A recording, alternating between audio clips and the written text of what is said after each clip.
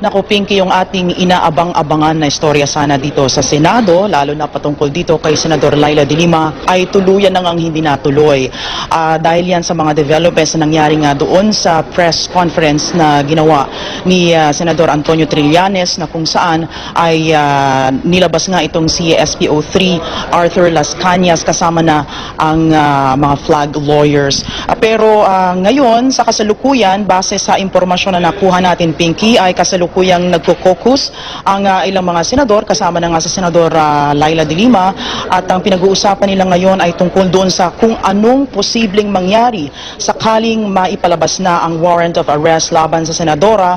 Ano nga ba ang posibleng gagawin dito? Pero base doon sa mga interviews in the past na mga nakuha natin sa mga senador, ay kapag nagsagawa na ng sesyon o kapag ongoing ay session, ay hindi pwedeng arestuhin ang senadora. Mamaya ay kukuha tayo ng impormasyon sa mga senador, kabilang na sina Senador Kiko Pangilinan, Senadora Nancy Binay, Senadora Risa Ontiveros. Sila ngayon ang mga nag-uusap-usap tungkol nga sa posibleng sitwasyon kung sakaling ang mailabas na nga ang warrant of arrest laban kay Senadora Laila de Lima. At kanina ay may nakuha rin tayong impormasyon, Pinky, na anumang oras ngayon, pero hindi ko alam, malalaman natin sa kasama nating si AC Nichols kung nakapag-file na nga ba ng motion to quash ang mga abogado ni de Lima before the RTC Regional Trial Court sa Muntinlupa. Ngayong araw din ay nag-designate ng bagong abogado o legal spokesperson ang senadora. Ito ay magiging si Attorney Alex Padilla.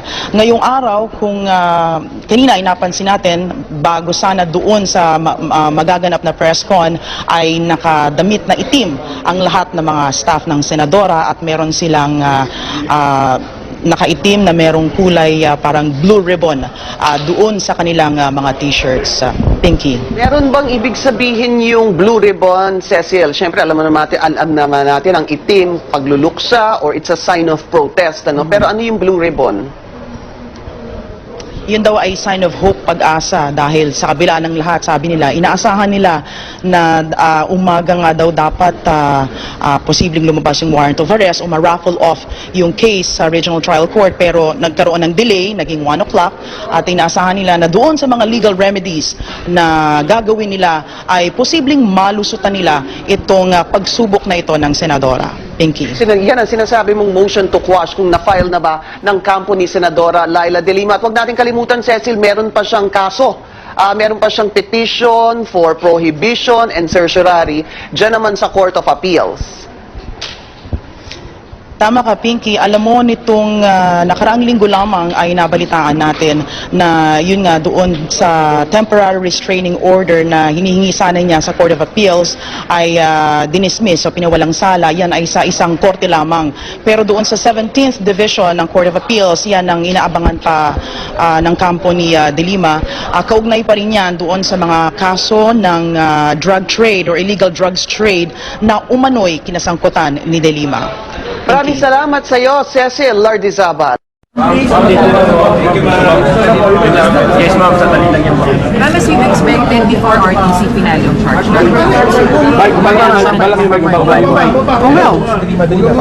May file naman po motions ng aking mga abogado dyan sa mga korte kung saan napunta yung aking mga kaso.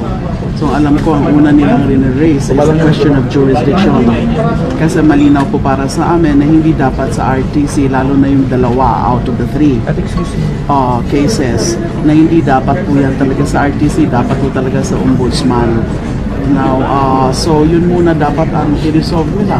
So umaasa po ako na pag-aaralan ng husto ng mga judges kung yan, yung mga grounds, yung mga issues na rin-raise ng aking mga abogado, at in the meantime ay wag na muna silang mag-issue ng warrant of arrest.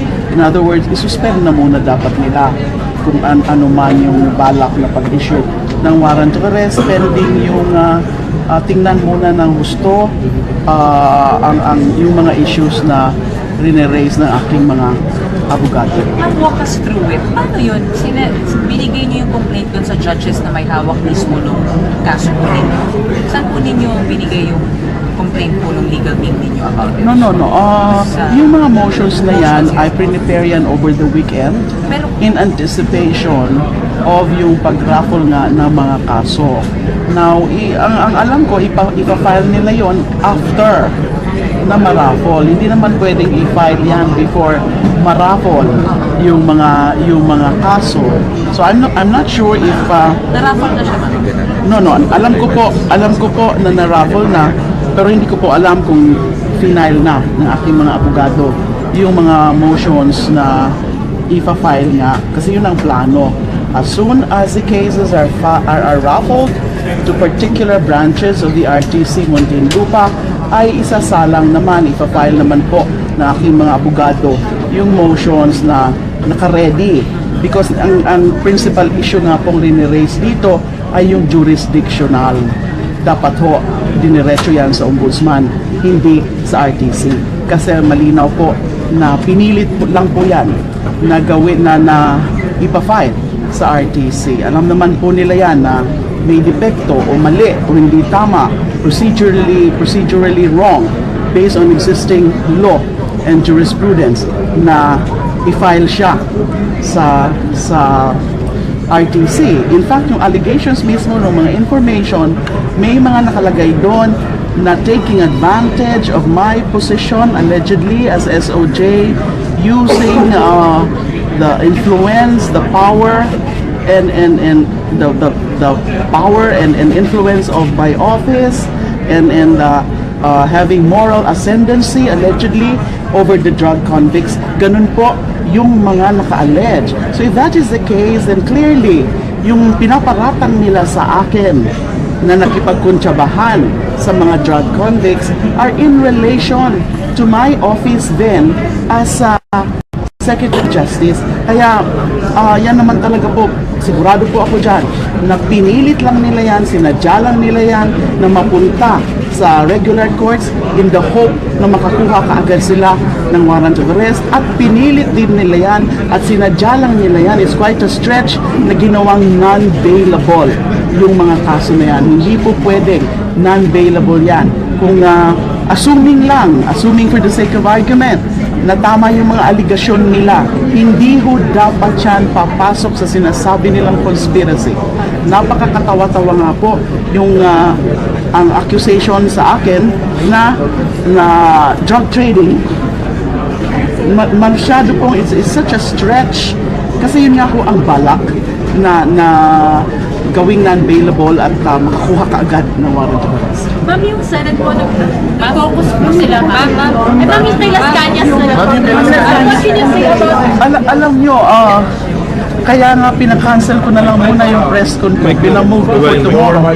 Kasi di ho ba, alam nyo naman po yan na nakaschedule nga po yung aking press con ngayon.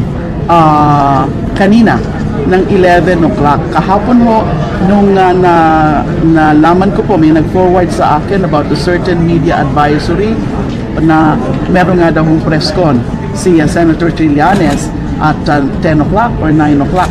So pinasabihan ko nga ho, sabi ko sa staff ko, pakisabi nga sa opisina ni Senator Trillanes, bakit ganun, meron din siyang press con when we were supposed to have press con also. So sabi ko kung pwede mag-give way sila sa akin 11 o'clock because I'll be talking about my case, especially na mararaffle na po yung mga kaso kaninang alauna.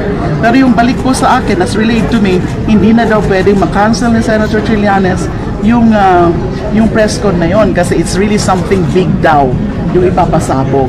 So I was even very curious last night, ano kaya yung something big? And hindi ko talaga inasahan yon. It was really such a hair-raising thing when we first, siyempre inabangan ho namin yung press con sa opisina ko. Nung lumabas ho si Las Cañas, ay talaga namang nagulat kami. It's such a hair-raising thing. Hindi ko po inaasahan na lumantad na rin si Las Cañas. This is definitely very explosive. Talaga hong dapat magkaroon mo talaga, mag-resume ng investigasyon dito. Kung ano man committee ang pwede, basta dapat totohanan po ang maging investigasyon dito. Hindi po ito kailangan ipagbaliwala na naman dahil nga po on its face, corroborative yung mga sinabi ni Las Cañas. At ang alam ko ay mukhang sample lang yun ng mga sinight niya ng mga incidents. Kasi marami pa siyang dapat isiwalat dahil mas marami siyang alam kay Mr. Edgar Matubato kasi isa nga po siya sa mga leader. Lumabas naman mo yun noon na although dininay na muna niya yan noong una. So, tama si Matubato, as I've been saying. Totoo ang mga sinabi ni Mr. Matubato. Linait-lait nila si Mr. Matubato, kinestyon nila yung credibility. Ako rin, linait-lait din nila ako for producing Mr. Matubato. And here comes this very explosive development from Mr. Las Cañas. Kasi ano na ngayon nag-retire na siya. Di ba lumabas din yun during the hearing na he was due to retire December of last year, December 16 po ata. So mukhang pareho rin yung rason niya kung bakit lumantad na siya na kailangan na niya magbigay ng public confession kasi nga na yung konsyensya niya sa dami niyang alam. It's time to make a public confession. It's time to make amends. Hindi na daw kaya ng konsyensya. Yun ho ang tingin ko dyan sa development na yan. Abangan na lang natin, please. Oh, yes. Definitely. Diretso. Kasi di ba remember ni Mr. Edgar Matubato, ang sabi niya karamihan nung mga pinapagawa sa kanila ng mga killing assignments, karamihan dumadaan either or both kay Las Cañas o kay Benaventura. Nababanggit din kanina si Benaventura. Kasi yan daw yung mga close kay dating Mayor Rodrigo Duterte. Sila ang mas maraming alam tungkol sa Davao Death Squad.